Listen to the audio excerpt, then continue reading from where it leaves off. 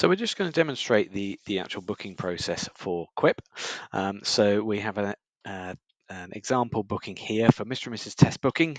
So they've been sent their quote a week ago, and they've now come back to say they would like to go ahead with their New York and Boston trip. So the first thing we're going to do is that Mr. Test Booking wanted us to just double check that the hotels were still available. So to do that, we're going to use the refresh functionality.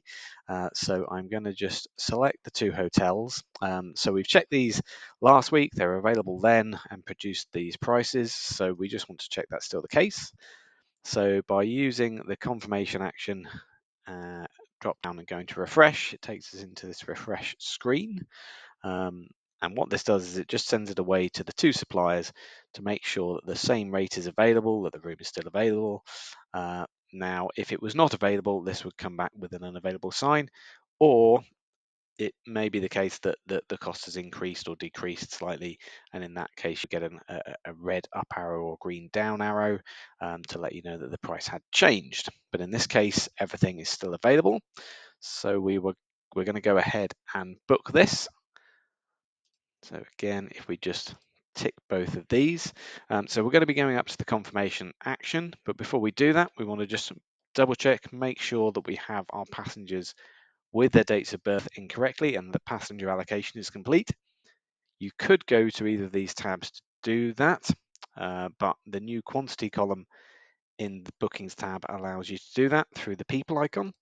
So if you click on there, you can see that passengers are not assigned yet to that first room, but they are assigned to the second room, and we can also see that the names are there and the dates of birth. So we'll just go to the passenger allocation and fill those two in.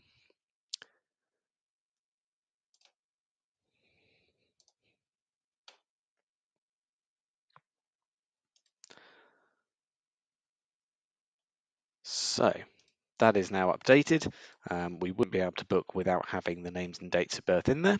So we will now tick both of those, go to confirmation action. Now for Quip, through the API link, the options you get are much more limited than through a GHA. So you've literally got confirm and cancel, which is why we need to have the details correct first time. So we will go to confirm, hit save, and we come up with a similar screen to the refresh screen, which is now sending off to the GHAs to book these two hotels. So the system will always ask us to acknowledge the cancellation conditions. So this does have cancellation conditions. If cancelled between the 29th of June and the 1st of July next year, we're happy with that. There's no conditions before that, so we'll acknowledge and book.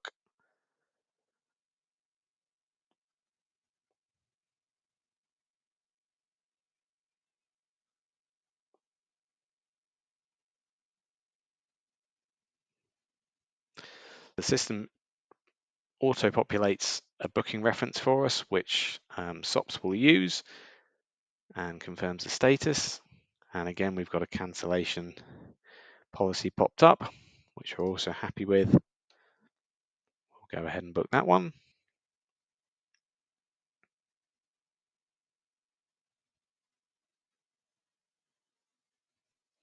And the confirmation reference has come up there.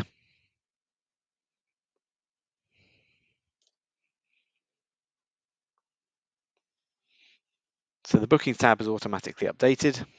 And if we give Quest a quick refresh, we can go back to the builder.